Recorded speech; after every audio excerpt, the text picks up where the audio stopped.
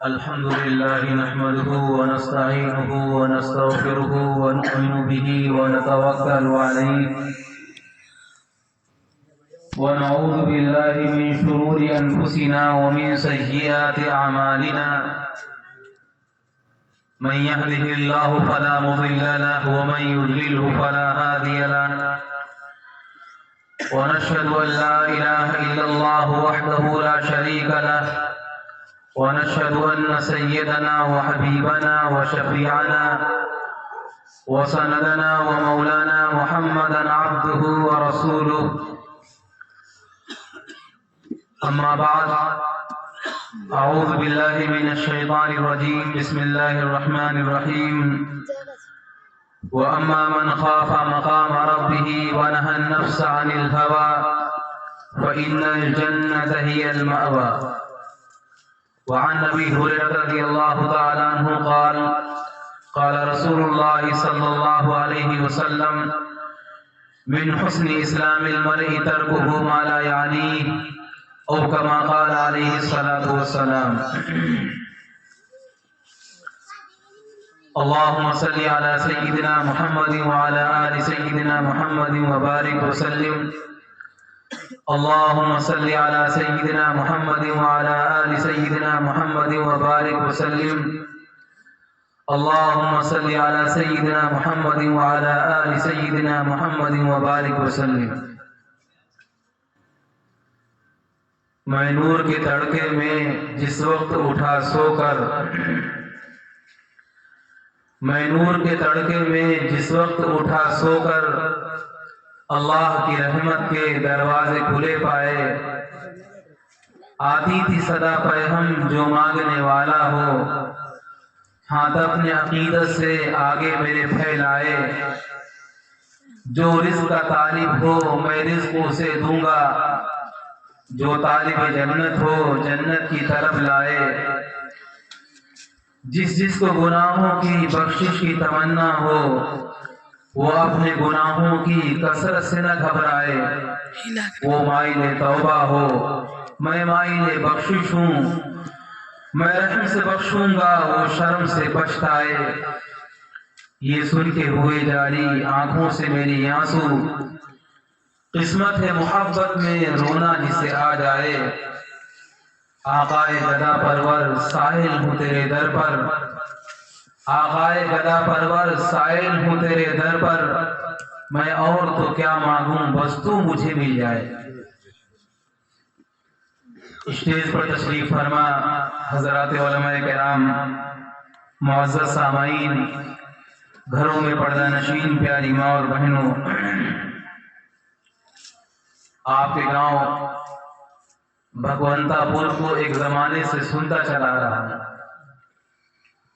تقریباً زمانے طالب علمی سے اس گاؤں کا نام سنا لیکن آج پہلی بار حضرت مولانا ہارون صاحب دامت برکاتہم کے حکم پر حاضری ہوئی ہے دعا کیجیے کہ اللہ تبارک و تعالیٰ اس حاضری کو قبول فرمائے اور بڑی خوشی کی بات یہ سننے کو ملی کہ آج کا پروگرام خاص طریقے سے ایک شادی کے موقع کے تعلق سے رکھا گیا ہے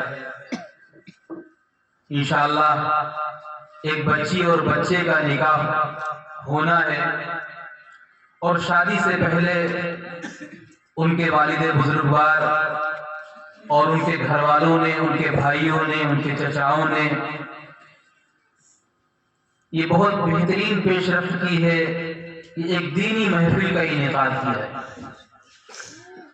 ورنہ عام طریقے سے ہمارے معاشرے میں کچھ اور ہی ہو رہا ہے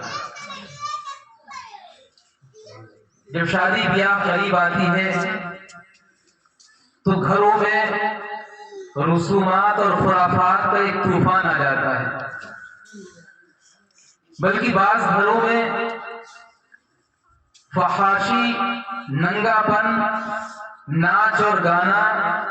ڈھول اور تاشے اور حد تو یہ ہے کہ ایک مسلمان کے گھر میں شادی سے پہلے بعض مرتبہ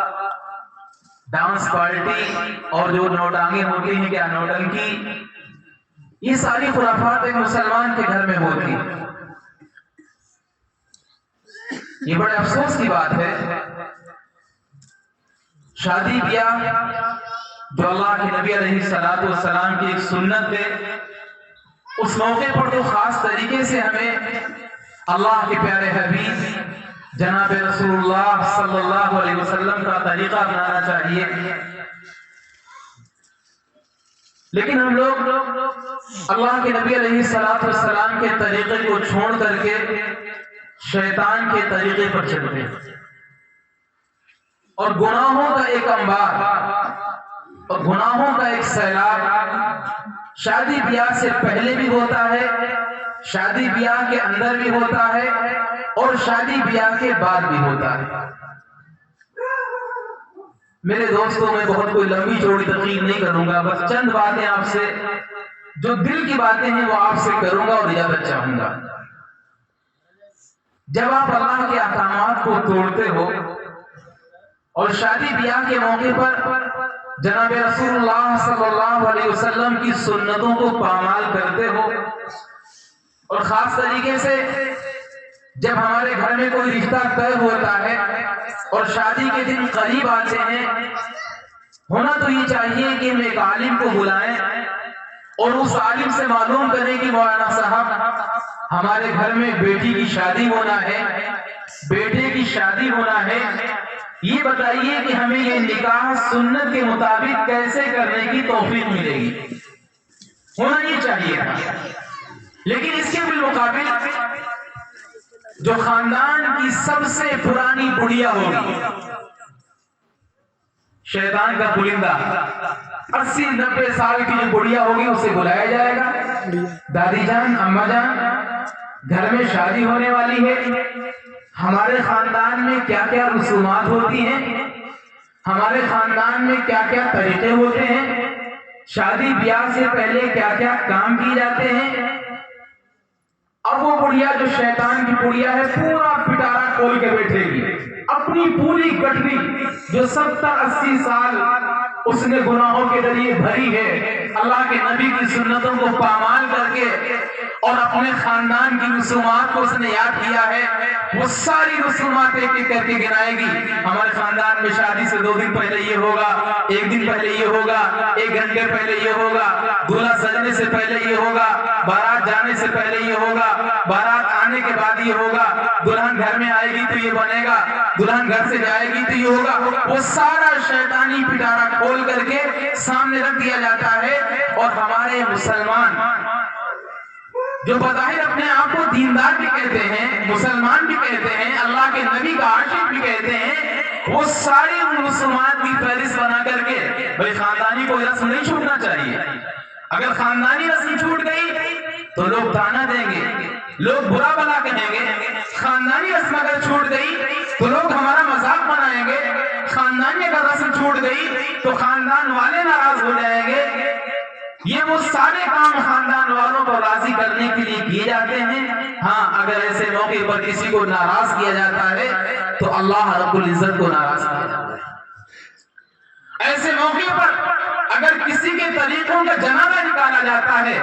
تو اللہ کے پیارے حبیب، ہم سب کے آقا احمد مصطفیٰ محمد مصطفیٰ جناب رسول اللہ صلی اللہ علیہ وسلم کے پیارے طریقوں کا جنازہ نکالا جاتا ہے۔ یاد رکھیے میرے دوستو، یہ دنیا چند روزہ ہے، آپ یہاں جو چاہیے مستیاں کر لیجئے، یہاں جیسے چاہیے گناہ کر لیجئے، یہاں جیسے چاہیے خرافات کر لیجئے،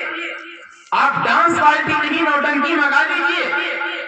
آپ دنیا کی جو خرافات کرنا ہے کر لیجئے، لیکن ایک وقت آئے گا جس اللہ کو آپ نے ناراض کیا ہے اسی اللہ کے سامنے آپ کو جانا ہے، جس اللہ کے حکموں کو توڑا ہے آپ نے اسی اللہ کے سامنے آپ کو پیش ہونا بھی ہے، اور اپنے ایک ایک عمل کا جواب اللہ کے سامنے دینا بھی ہے۔ یاد رکھیے میرے دوستو، اللہ تبارک و تعالیٰ کو سب سے زیادہ جلال اور سب سے زیادہ غصہ اگر آتا ہے اس وقت میں آتا ہے جب ایک ایمان والا اللہ کے حکم کو توڑتا ہے۔ اللہ نے جس کام کے کرنے کا حکم دیا وہ نہیں کرتا ہے، جس کام سے اللہ نے منع کیا ہے وہ کام کرتا ہے، اللہ کو سب سے زیادہ جلال اور سب سے زیادہ غصہ اسی بات پر آتا ہے۔ پہلے کے جو زمانے کے لوگ تھے، پہلے جو زمانے میں امتیں گزری ہیں، جب وہ اللہ کی نافرمانی کیا کرتی تھی تو اللہ کی طرف سے فوری عذاب آیا کرتا تھا۔ آپ نے پڑھا ہوگا جب قوموں نے نافرمانی کی ہے، گناہ کیے ہیں، تو اللہ نے کتنے لوگوں کو بندر بنا دیا۔ جب انہوں نے اللہ کے احکامات کو توڑا تھا تو کتنے لوگ ایسے ہیں جن کو اللہ نے خنزیر بنا دیا تھا۔ کتنے لوگ ایسے تھے جب گناہ کر کے آتے تھے تو ان کی پیشانی پر لکھ دیا جاتا تھا کہ یہ فلاں گناہ کر کے آئے۔ اگر کوئی شرابی شراب پی کے آتا تھا، دروازے کی چوکھٹ پہ لکھ جاتا تھا کہ یہ آدمی شرابی ہے، شراب پی کے آیا ہے۔ کوئی آدمی زنا کر کے آتا تھا، پیشانی پہ لکھ جاتا تھا کہ یہ زانی ہے، زنا کر کے آیا ہے۔ یہ تو قربان جائیے اللہ کے پیارے حبیب، ہم سب کے آقا احمد مجتبیٰ محمد مصطفیٰ، ان پہ اربوں درود ہوں، ان پہ کروڑوں سلام ہوں۔ انہوں نے اللہ سے دعا مانگی، اے اللہ، اے کریم آقا، پہلے زمانے کے لوگ گناہ کرتے تھے، آپ ان کی پیشانیوں پہ لکھ دیتے تھے۔ اے اللہ، پہلے زمانے کے لوگ گناہ کرتے تھے، آپ انہیں خنزیر بنا دیتے تھے، آپ انہیں کتا بنا دیتے تھے، آپ انہیں بندر بنا دیتے تھے۔ اے اللہ،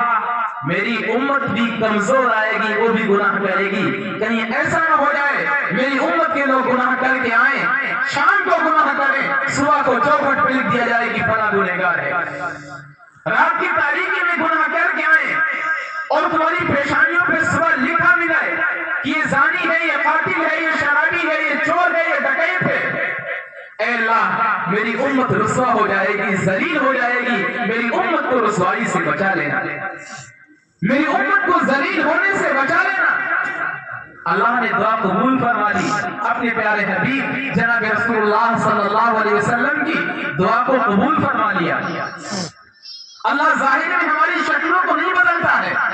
ہم گناہ کرتے ہیں، ہماری پیشانیوں پہ نہیں لکھتا ہے، ہم گناہ کرتے ہیں، اللہ ہمارے ظاہر کو تبدیل نہیں کرتا ہے، ہمیں خنزیر اور کتا نہیں بناتا ہے۔ لیکن یاد رکھیے میرے دوستو، آپ کے ظاہر پر اثر ضرور پڑتا ہے، آپ کے ظاہر پر اثر ضرور پڑتا ہے، اور اللہ باطن میں آپ کی شکلوں کو تبدیل کر دیتا ہے۔ آپ گناہ کرتے رہیے، آپ گناہ کرتے رہیے، جب آپ گناہ کرتے ہیں آپ کے چہرے پر نحوست کے آثار آ جاتے ہیں۔ آپ نے دیکھا ہوگا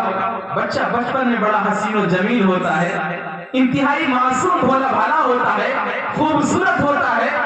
جیسے ہی بڑا ہوتا ہے جوانی اس کے اندر پھوٹ پھوٹ کے نکلنے والی ہوتی ہے، لیکن جب وہ گناہ کا عادی ہوتا ہے، کتنے نوجوان ایسے ہیں جن کے چہرے دیکھے نہیں جاتے، کتنے نوجوان ایسے ہیں بچپن کے اندر بڑے حسین و جمیل، بڑے خوبصورت تھے، لیکن ابھی جوانی آئی ہے اور جوانی دیوانی ہوتی ہے، انسان جوانی میں بے شمار گناہ کرتا ہے، چہروں پر نحوست کے آثار آ جاتے ہیں، اور آگے چل کر کے جب جوانی ڈھلتی ہے اور بڑھاپا آتا ہے تو مت پوچھئے چہرہ کیسا بنتا ہے جا کر کے۔ وہ لوگ جن کے چہرے چمکتے تھے، دمکتے تھے، حسین و جمیل تھے، بڑھاپے میں جب آئینے کے سامنے کھڑے ہوتے ہیں تو شرما جاتے ہیں کہ یہ میرا چہرہ ہے۔ ہماری مائیں بہنیں اپنے چہرے کے حسن کے لیے نہ جانے کیا سے کیا کرتی ہیں، کون کون سے پاؤڈر، برانڈیڈ کریمیں، ساری چیزیں استعمال کرتی ہیں، لیکن اس کے باوجود بھی ایک عمر آتی ہے، ایک عمر آنے کے بعد میں ان کے چہرے پہ جھریاں پڑ جاتی ہیں، پھر کوئی کریم کامیاب نہیں، کوئی پاؤڈر کامیاب نہیں، ہم یہ سمجھتے ہیں کہ ہماری عمر کا اتار چڑھاؤ ہے۔ نہیں میرے دوستو، عمر کا اتار چڑھاؤ تو بعد میں ہے، پہلے آپ کے گناہوں کا اثر ہے، آپ کے گناہوں کا اثر ہے، ورنہ اللہ والے بھی بوڑھے ہوتے ہیں۔ حضرت مولانا ہارون صاحب دامت برکاتہم بیٹھے ہوئے ہیں، ان کی ملاقات نہ جانے کتنے اللہ والوں سے ہوئی ہوگی، یہ بتائیں گے آپ کو۔ اللہ والے ایسے ہوتے ہیں جن کے بال سفید ہو گئے، داڑیاں سفید ہو گئی، بھویں سفید ہو گئی، پلکیں سفید ہو گئی، سارے جسم کے بال پک گئے ہیں، لیکن چہرہ دیکھیے کیسا چمکتا ہوا چہرہ ہے، کیسا نورانی چہرہ ہے۔ ایک آپ اور ہم بوڑھے ہو رہے ہیں، جیسے ہی بڑھاپا آتا ہے چہرے کی عجیب حیت بگڑ جاتی ہے، انسان اپنے آپ کو پہچاننے سے انکار کر دیتا ہے۔ اللہ والے بوڑھے ہو رہے ہیں لیکن وہ گناہوں سے پاک ہیں، گناہوں سے دور ہیں، ان کے چہرے چمکتے ہوئے ہوتے ہیں۔ ایک آپ کا چہرہ ہے جس سے ہر وقت 12 بجتا رہتا ہے۔ آپ یہ مت سمجھیے ہم گناہ کر رہے ہیں، اللہ کے نبی نے دعا کر دی تھی، ہماری شکلوں کو اللہ بدل نہیں رہا ہے لیکن ظاہر میں اثر پڑ رہا ہے۔ مجھے ایک واقعہ یاد آیا، ایک بادشاہ تھا، اس نے یہ اعلان کیا کہ ہمیں 2 تصویریں بنوانا ہے، ایک فرشتے کی تصویر بنوانا ہے اور ایک شیطان کی تصویر بنوانا ہے، اور یہ دونوں تصویریں اپنے خزانے میں محفوظ کر کے رکھیں گے تاکہ آگے آنے والے لوگوں کے لیے عبرت ہو کہ ہم نے اپنے زمانے کے اندر کوئی کام کیا ہے۔ چنانچہ اس شہر کا جو سب سے بڑا آرٹسٹ تھا، جو سب سے بڑا مصور تصویر بنانے والا تھا، اس کو بلایا گیا اور اس سے کہا گیا کہ تمہیں 2 تصویریں ہمارے زمانے کی یادگار کے طور پر بنانا ہے، ایک فرشتے کی تصویر بنانا ہے اور ایک شیطان کی تصویر بنانا ہے۔ اب ظاہر سی بات ہے فرشتے کو کسی نے نہیں دیکھا، شیطان کو کسی نے نہیں دیکھا، اور تصویر بنانے کے لیے نمونہ چاہیے۔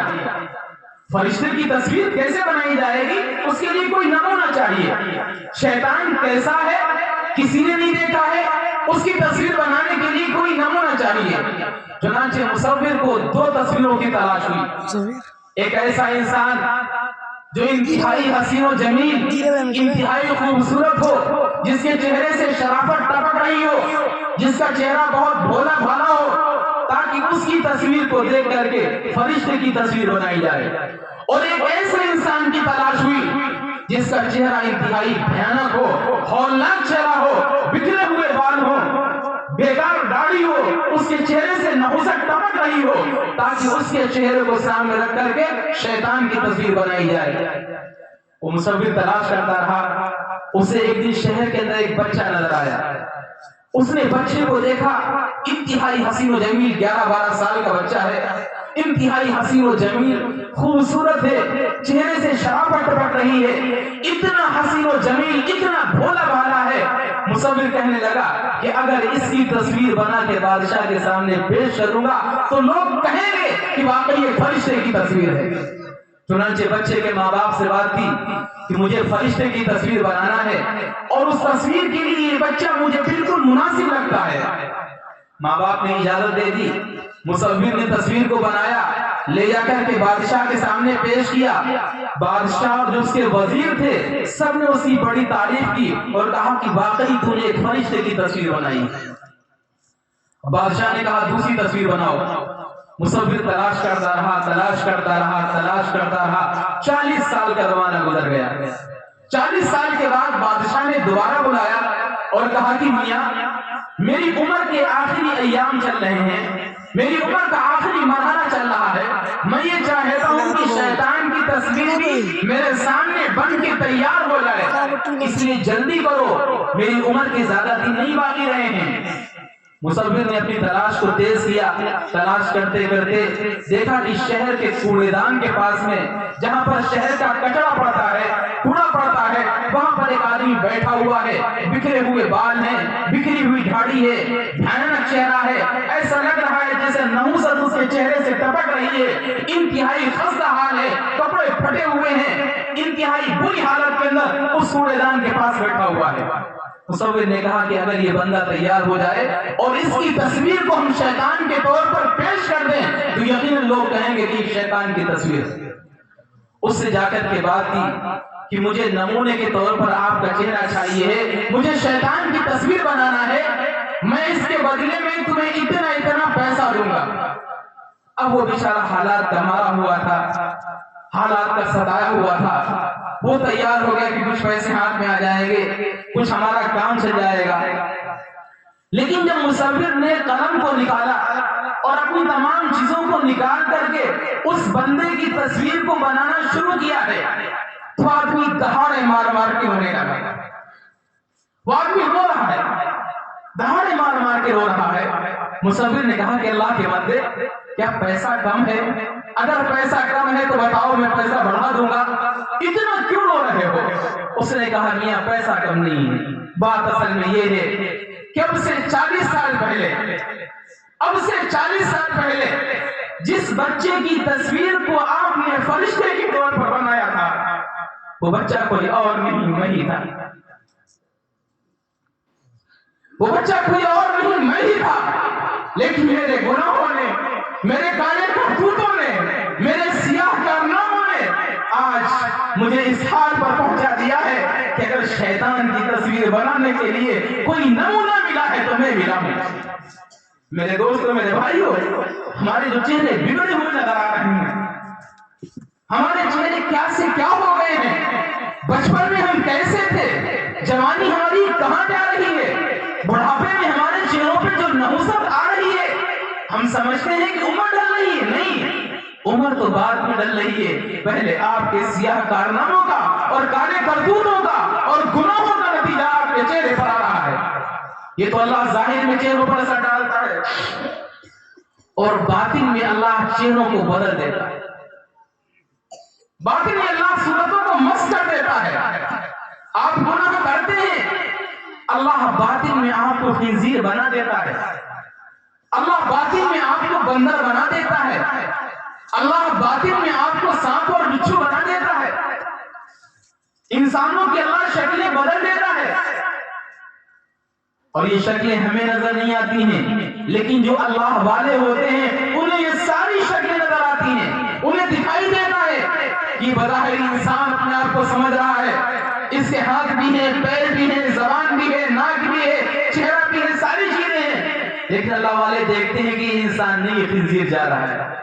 اللہ والے دیکھتے ہیں کہ یہ انسان نہیں جا رہا ہے بلکہ یہ بندر اور کتا جا رہا ہے۔ دہلی کے ایک بہت بڑے عالم گزرے ہیں، حضرت شاہ عبدالعزیز محدث دہلوی رحمۃ اللہ علیہ، حضرت شاہ ولی اللہ محدث دہلوی رحمۃ اللہ علیہ کے فرزند تھے۔ دہلی کی جو جامع مسجد ہے، اس جامع مسجد میں جمعے کے دن بیان کرنے کے لیے آیا کرتے تھے، پورے ہفتے چونکہ حضرت بڑے مصروف رہتے تھے، جمعے کے دن آپ ایک مہیلا دہلی کے اندر ہے مہدیان سے چل کر کے جامع مسجد میں آیا کرتے تھے بیان کرنے کے لیے۔ دہلی میں آپ کے بڑے مریدین تھے، بڑے چاہنے والے تھے، جو آپ سے بے پناہ محبت کرتے تھے، چونکہ پورے ہفتہ حضرت سے ملاقات نہیں ہو پاتی تھی، اس لیے جمعے کے دن لوگ مہدیان سے لائن لگایا کرتے تھے اور حضرت کے دیدار کے لیے روڈ کے کنارے پر کھڑے ہو جایا کرتے تھے۔ لیکن ایک وقت آیا جب حضرت نے اپنے چہرے پر نقاب ڈالنا شروع کر دیا۔ حضرت جمعہ پڑھانے کے لیے آ رہے ہیں تو چہرے پر نقاب ڈال کے آ رہے ہیں۔ اب جو حضرت کے چاہنے والے تھے، مریدین تھے، ان کو بڑی تشویش لاحق ہوئی، بڑی فکر ہوئی کہ یہ کیا ماجرا ہے، پورے ہفتے تو حضرت کا دیدار نہیں ہوتا ہے، ہفتے میں ایک دن ایسا تھا کہ حضرت کی زیارت ہو جایا کرتی تھی، لیکن حضرت کا عجیب معمول بن گیا ہے کہ جمعے کے دن آ رہے ہیں تو چہرہ چھپا کے آ رہے ہیں، اپنے چہرے پر نقاب ڈال کے آ رہے ہیں۔ تو حضرت کا جو خادم تھا اس سے کہا کہ بھائی حضرت سے بات کرو، یہ تو ہمارے ساتھ زیادتی ہو رہی ہے، ہمارے اوپر ظلم ہو رہا ہے، ہم پورے ہفتے حضرت کا انتظار کرتے ہیں اور جمعے کے دن کا موقع ہوتا ہے لیکن ہمیں یہاں بھی محروم کر دیا جا رہا ہے۔ تو خادم چونکہ حضرت کا بڑا منہ لگا تھا، اس نے خادم نے حضرت سے کہا حضرت آپ نے یہ کیا تماشا کر رکھا ہے، ارے آپ کون سی عورت ہیں جو چہرے پر پردہ ڈال کے جا رہے ہیں، آپ تو مرد ہیں اور جو آپ کے دیدار کے لیے کھڑے ہوئے وہ بھی مرد ہیں، وہ بھی آدمی ہیں، کہ آدمی کا آدمی سے ہی پردہ ہوتا ہے، آدمی کا آدمی کا پردہ نہیں ہوتا ہے، آپ چہرہ کھول کے جایا کریں۔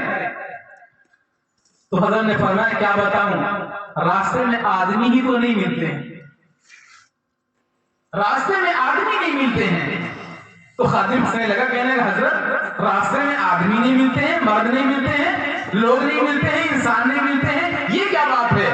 راستے میں چاروں طرف لوگ بھیڑ لگا کے کھڑے ہوتے ہیں اور جہاں سے آپ گزرتے ہیں یہ مینا بازار ہے، یہاں انسانوں کا ہجوم ہے، کھچا کھچ لوگ انسانوں سے بھرے ہوئے ہیں، آپ کہتے ہیں کہ انسان نہیں ملتے ہیں، آدمی نہیں ملتے ہیں۔ تو حضرت نے فرمایا تم نہیں سمجھو گے، جو میں دیکھتا ہوں تمہیں نہیں دکھائی دیتا۔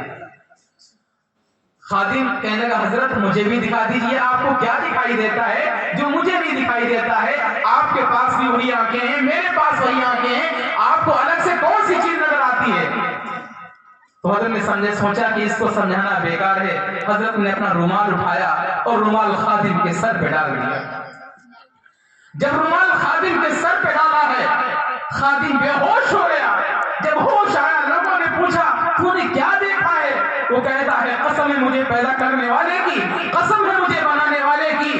یہ دہلی جو انسانوں کا مرکز ہے، دہلی کی بازاریں جہاں انسان اچھا بنے ہوئے ہیں، مجھے اس میں کوئی انسان نظر نہیں آ رہا، مجھے یہاں کوئی انسان نظر نہیں آ رہا تھا، کوئی سانپ نظر آ رہا تھا، کوئی بچھو نظر آ رہا تھا، کوئی خنزیر نظر آ رہا تھا، کوئی کتا نظر آ رہا تھا، کوئی بندر نظر آ رہا تھا، مجھے کوئی انسان نظر نہیں آ رہا تھا۔ اللہ والوں کو شکلیں دکھائی دیتی ہیں۔ حضرت مولانا احمد علی لاہوری رحمۃ اللہ علیہ ایک مرتبہ ایک مجذوب کے ساتھ بازار جا رہے تھے۔ مجذوب ایک انسان ہوتا ہے جو اللہ کی محبت میں کھو جاتا ہے، ڈوب جاتا ہے۔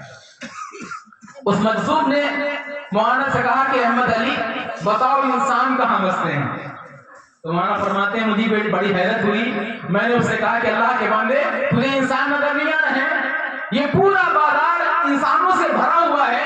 تجھے یہاں کوئی انسان نظر نہیں آ رہا ہے؟ تو فرماتے ہیں جب میں نے یہ بات کہی کہ پورا بازار انسانوں سے بھرا ہوا ہے، اس نے اپنا ہاتھ میرے سینے پہ اس طریقے سے مارا اور کہا کہ احمد علی دیکھ کہاں انسان ہے؟ مولانا فرماتے ہیں جب اس نے میرے سینے پر اپنا ہاتھ مارا ہے تو بازار جو ابھی انسانوں سے بھرا ہوا تھا اس میں اکا دکا کوئی انسان نظر آ رہا تھا، باقی سب خنزیر اور کتے اور بندر اور چوہے اور بچھو اور سانپ نظر آ رہے تھے۔ مولانا نے ایسے وقت نے کہا تھا کہ مالک تو سب کا ایک، مالک کا کوئی ایک، مالک تو سب کا ایک، مالک کا کوئی ایک،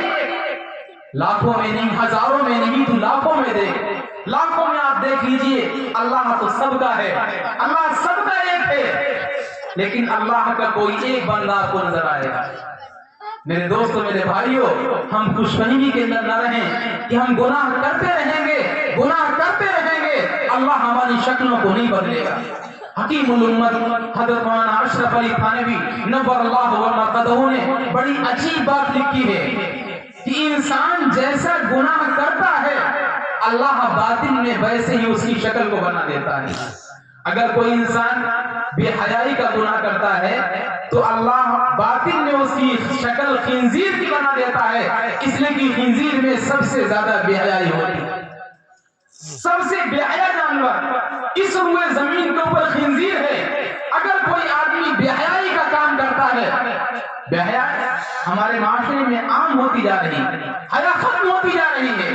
حیا کا جنازہ نکلتا جا رہا ہے، نہ آج اولاد کو